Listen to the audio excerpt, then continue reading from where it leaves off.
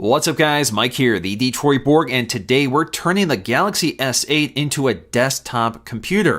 And we're going to do that thanks to the DeX Station, which is sold by Samsung. This retails for about $150, and effectively this is just a hub to connect all the desktop peripherals you'll need to turn the phone into a computer. Getting to the accessories, we get a quick start guide. We also get a wall adapter. This is the same adaptive fast charger that comes with the Galaxy S8, and of course we get a USB-C cable. So the dock itself is actually designed to be portable. It folds up and can be stored easily. But otherwise, it's really meant to be used in only one orientation in this upright configuration. So when you slot the phone in, it makes connection to the USB-C port at the bottom.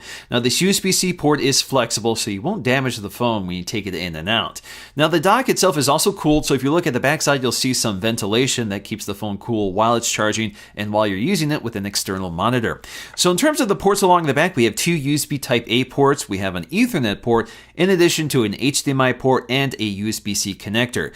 There's a few things to know about these ports. These are USB 2.0 ports, so they're not high-speed ports. And of course, just like any other USB port on a desktop, this can be used for external storage. So you can manage files on several drives, such as hard drives or even card readers, and use the onboard My Files app to manage it all. And of course, because this is a phone, you can place and receive phone calls or text messages. In terms of our display output, we have HDMI, which reportedly supports 4K, but currently that's not available just yet. We also have a USB Type-C connector, so this will support charging. In fact, you need to be connected to USB-C to power the dock itself. But otherwise, this cannot be used for display output. So even if you have a display that supports display output over USB-C, unfortunately that's not supported here just yet. And of course, with Ethernet, you can bypass Wi-Fi and go right for the hardline connection.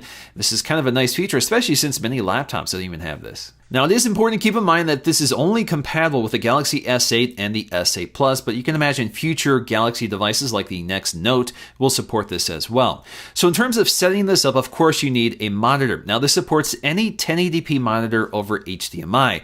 Now, of course, this will work on other monitors like 4K or ultra-wide monitors as I'm using now, but it doesn't support those resolutions. So right now, it's just 1920 by 1080. So if you use any other monitor, it's going to have to scale to that resolution. And in my case, because I'm using this ultra-wide monitor, it's going to be distorted. Of course, the next ingredient we need is a keyboard and a mouse. Now, a keyboard is still optional because we have an on-screen keyboard if you want to use that, but you definitely need a mouse. Now, they can be connected via a standard USB-A connector, or you can use a wireless transmitter as I'm using, or you can use Bluetooth directly to the phone itself, so you have tons of connectivity options. So once you get all the accessories connected to the dock, you're ready to go ahead and slot the phone into place. And once you do, you'll actually be prompted on the phone to either launch screen mirroring or the DeX Experience. So of course, we want to go with the DeX Experience and take a look at what's going on here. Now, DeX is already baked into the Galaxy S8. You don't have to install anything. It just happens as soon as you connect it. Now, it does take a few seconds to load. It's not instantaneous, but otherwise it's a pretty quick process. Now, although it looks like a completely different experience, you have to keep in mind that it's basically everything from your phone just reformatted for this screen, which means you preserve all the apps and files from your phone despite the new look. And of course, you can disconnect your phone anytime and it restores everything back to the small screen. So digging through this interface here, it's pretty intuitive. It's kind of like a cross between Chrome OS and Android, and pretty much looks like any other desktop OS, but there's a few things to know about here. In the lower left corner here, you have these Android keys, and that does include our app drawer, our recent apps, and the home button. So in terms of the app drawer, we can scroll through our apps. We also have a specific section just for apps that support the DeX interface. So that does include our Microsoft apps, and you can download those if you haven't already. There's not a whole lot of apps here, but there's already quite a few apps that support the scaling of DeX. We also have our recent apps, so we can see all of our recently accessed apps, and you can bring them forward just by tapping on them.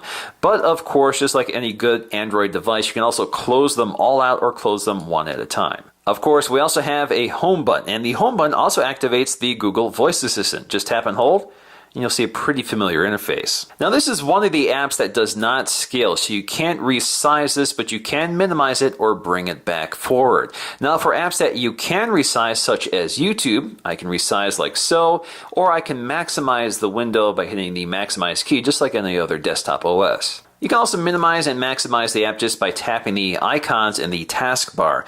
So this taskbar is where you'll see all of your recently opened apps or your active apps. All you have to do is bring them forward by tapping on them. And if you hover the cursor over them, you can see it does give you a preview of what each app is doing. You can see I also just got a notification pop up in the lower right corner. So this is where all of your notifications will appear. Now for most of these apps, if you close them out, they disappear from the taskbar. But if you want to pin them, you can do that. Now I'm just going to go to this app drawer and drag and drop something to the screen here. I'm going to open it up. And again, this is one of the apps that does not scale. It's got a fixed size here. So you can see right now that the app, if I close it, will disappear. So if I want to retain that app, let's open it again. What I'll have to do here is pin it to the taskbar. So now when I close it here, you can see just the icon disappears. And I can go ahead and move it around just by clicking and holding and dragging it around. Again, just like any other desktop OS, same with the desktop. Now in terms of using multiple apps at once, it's actually pretty surprising here. Now it does act differently than a desktop environment. So right now you can see that this Instagram video is playing right now, but if I click on another app, you can see it suspends. That's kind of a trait you expect with Android. So you do see that happening within the desktop experience as well. But for things that support background play like YouTube, you can see it continuously plays no matter what. But overall, it's pretty impressive in terms of how it manages switching between these different windows, and overall performance has been excellent. And if you just want to hide all of this, just hit the home button and it goes away. In terms of uninstalling, you just go to the app drawer here, right click and click uninstall. Of course, we can also just search for the apps we want, and then we can also go to our settings here. So we can see apps for the Samsung DeX settings. So if you go to the DeX settings, this will take you directly to the DeX control panel. Now, of course, with the keyboard attached, if I start typing something here, it just brings up search. So Google search comes right up. So in the lower right corner, we have our expandable and collapsible status bar. So this does include our notifications. So if you click on this, this will show us all of our notifications, which does have some pretty familiar features, such as clear all and block notifications. So this allows us to control the notification settings for each individual app. Of course, we can also just jump to some of the recent notifications right here. So I have the first three, so Twitter, YouTube, and more. Of course, right next to our notifications are the quick settings, and the quick settings have been modified and simplified for the desktop experience, but there's a few things here that don't quite make sense, such as our flashlight. So I'm not sure why that's still here, but of course you can quickly turn on your flashlight if you just want some ambient light on your wall. Of course, we have a few other things that are useful, such as Wi-Fi, and if you want to get to the control center for that specific setting, just click and hold until it takes you right to it. I think the most important quick setting to know about here is audio output, because by default it outputs audio through the phone speaker, not your display. So this is where you go to select your display instead of your phone. In this third section, we also have our Finder. So this allows us to open up our universal search tool. We also have a screen grab feature. So you take a screen grab of the entire screen and you can edit or share that file.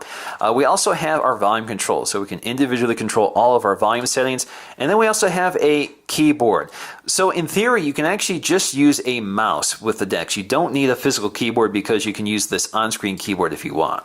Of course, we also have wallpapers here, so if you right-click on the desktop, we have 4 images we can pick from in addition to our gallery. Now, in terms of the full-screen YouTube app, you can see it's actually well-suited for this layout. It's kind of like landscape on an Android tablet, effectively. So you have all your videos along the right, and then you can maximize our video right here by clicking that.